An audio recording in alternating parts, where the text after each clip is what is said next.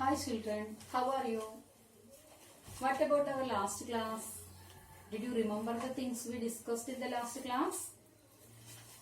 We discussed some small things in the last class. In that topic, we learned the early men, about life of the early men. Where did the early men live? And why they called gatherers? All the things we discussed in the last class.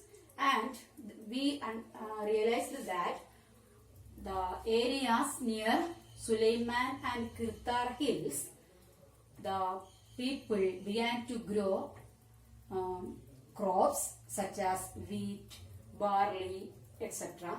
And they began to rear animals like sheep, goat, cattle, etc. And in the northeast part of the subcontinent, there lies Garo Hills. Listen to the board. Garo Hills.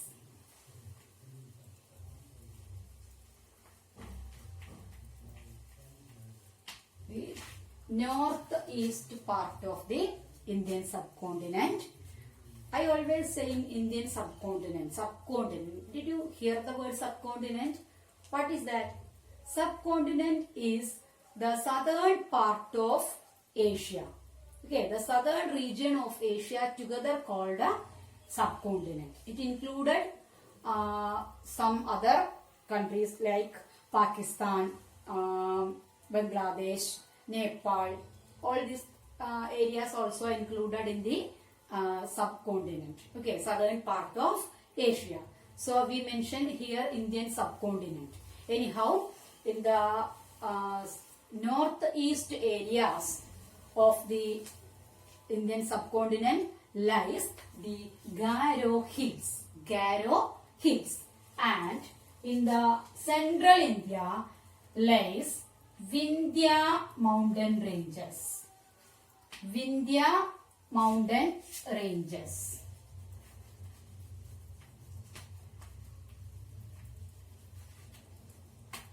Vindhya mountain ranges. These are other areas where agriculture developed.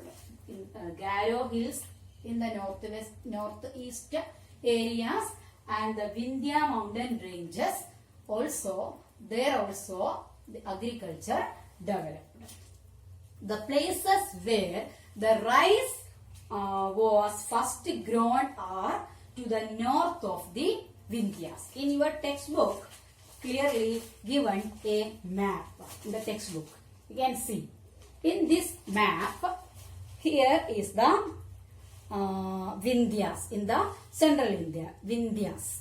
And here we can see Garo Hills. When you get the textbook, it should be more easy. Anyhow, the places where rice was first grown are to the north of the Vindhyas. Many crops we studied. The people began to grow crops like wheat, barley, etc. But the rice was first grown in the areas to the north of the Vindhya mountain ranges. North of the Vindhyas, that are the areas where rice was first grown. Okay, and here we can see river Indus. See, river Indus and its tributaries. River Indus and tributaries. What are called tributaries? Isn't?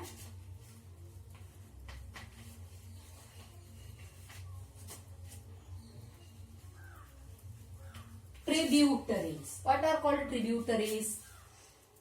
Tributaries are smaller rivers that flow into a larger river. Small rivers which join to a large river. Small rivers which join to a large river are called tributaries. Here there is a main river, river Indus. River Indus. Indus. River Indus. And its tributaries also given in the map. Tributaries. River, some small rivers which joining to the larger river are called tributaries. Here the main river is Indus. Small rivers joining to river Indus. The tributaries of river Indus are, listen here, Jhelum, Chenab, Ravi, Beas and Satluj. Listen to the board.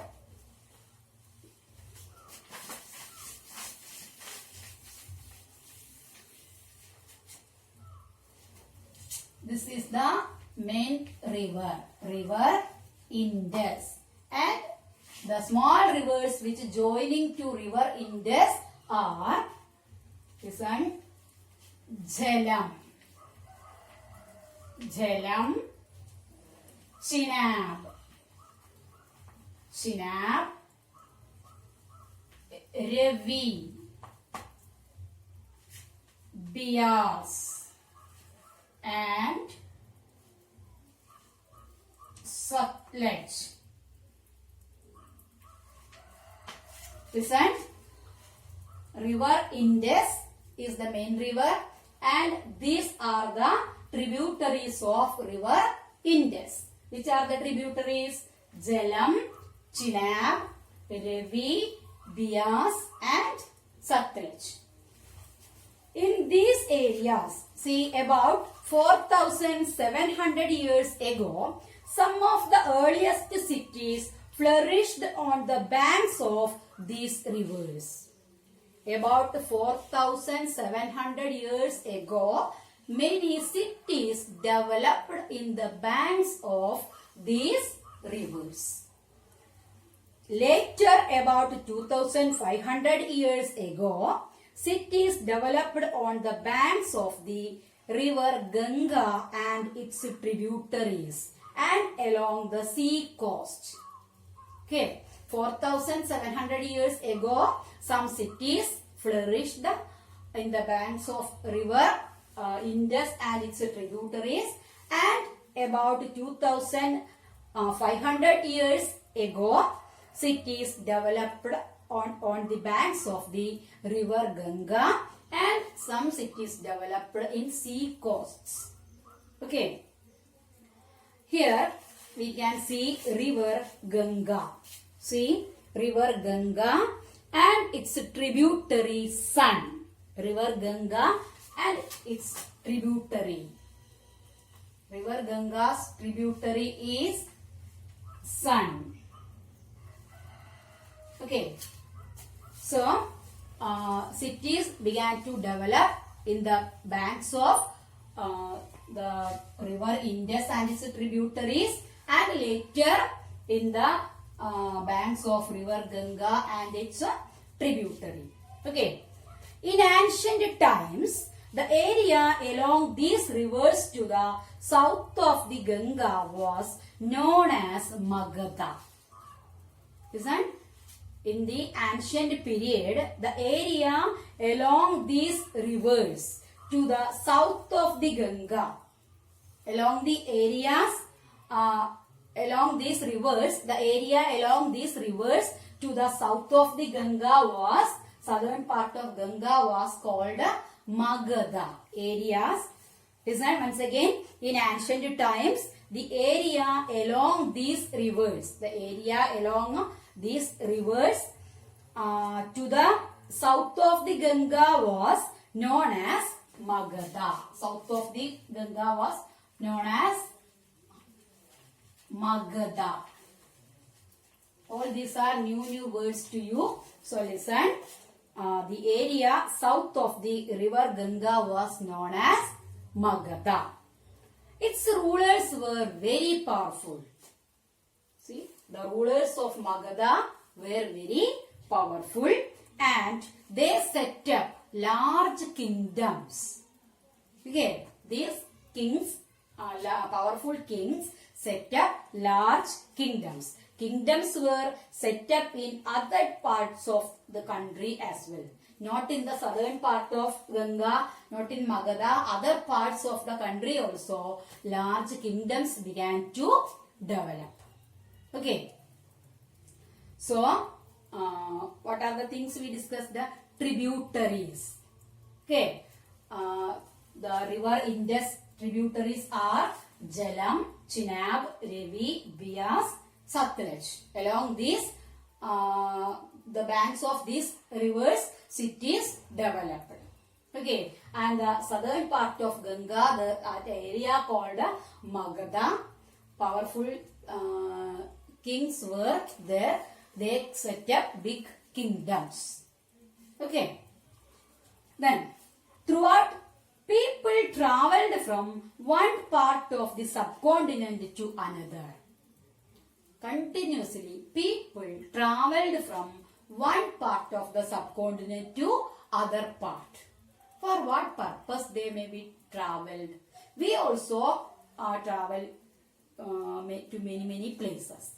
And for around thousands of years ago, why the people travelled from one place to another? That we are going to discuss here. The hills and high mountains, including the Himalayas, rivers, deserts and seas, made journeys dangerous at times but never impossible. Now we have many facilities to travel.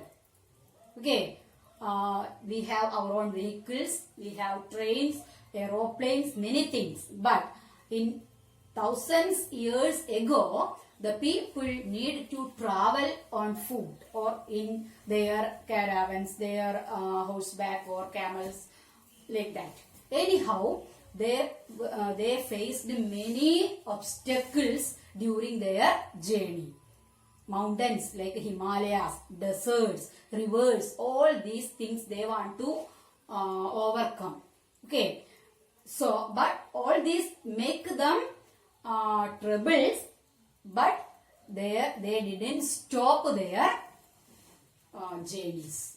Okay, they travelled from one part to another part of the subcontinent for various reasons. Men and women moved in search of livelihood. That we are going to discuss for what purpose they travelled. Men and women, they moved in search of livelihood. What is that? In search of livelihood? To earn their food, for food. Okay, earn money for food, to look after their family. Okay, so they travelled from one place to another for their livelihood. And also to escape from natural disasters. What is natural disasters? Natural disasters. Natural disasters like flood, droughts. What are flood? Flood, we familiar with the word nowadays. Flood. And droughts. Drought means lack of water, agriculture, everything become in trouble, nothing to eat. Such a condition, shortage of food will happen. If there is no water, the field, everything become dry and agriculture is not possible.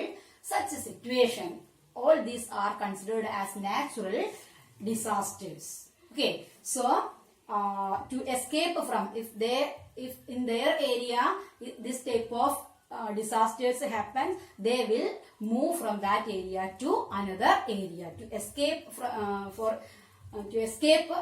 these natural disasters.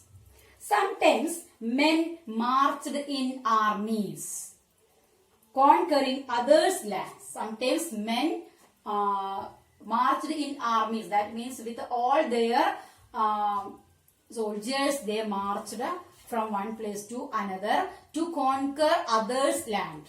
Other kings' area they want to conquer.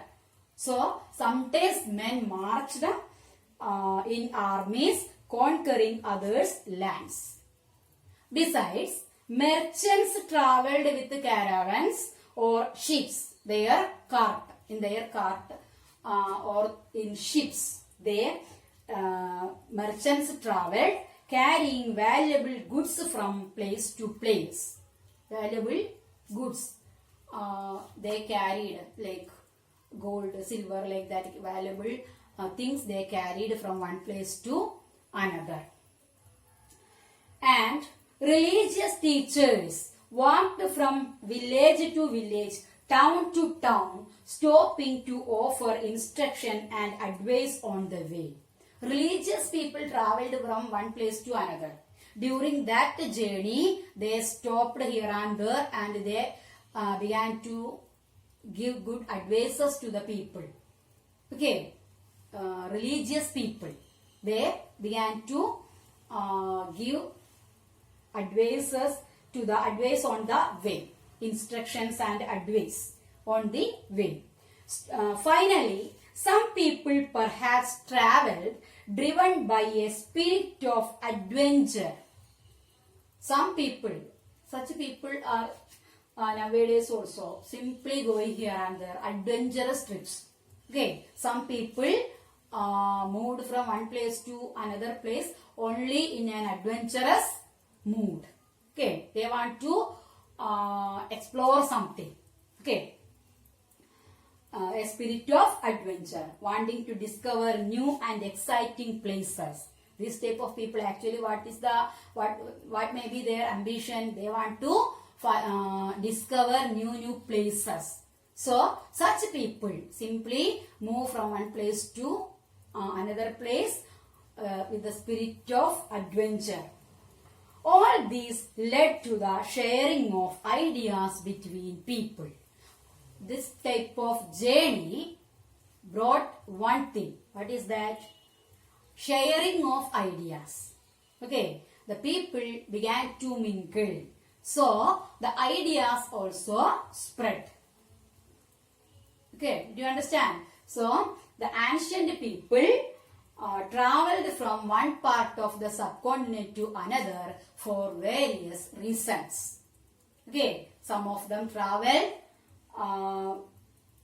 for what purpose? To move in search of livelihood. Some of them traveled to escape from natural disasters. Some